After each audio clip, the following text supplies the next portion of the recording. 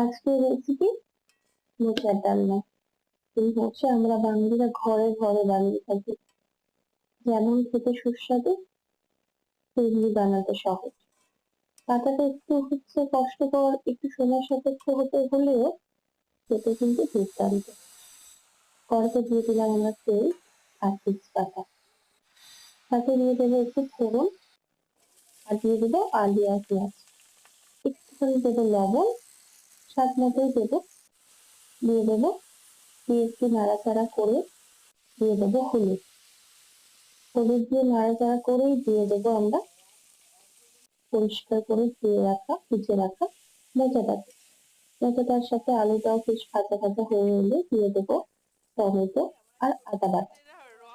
এটাকে বেশ মাখা মাখা করে কষিয়ে নেব।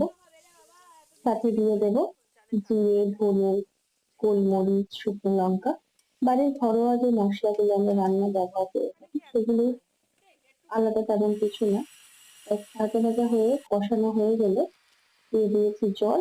একটু সিদ্ধ হয়ে গেলে দিয়ে দিলাম গরম মশলা, ঢাকা দিয়ে রান্না করে নিলাম মোচা। থ্যাংক ইউ ভিডিওটি দেখার জন্য। এরকম আরো ভিডিও পেতে প্লিজ আমার চ্যানেলটাকে সাবস্ক্রাইব করে নিন। Thank you.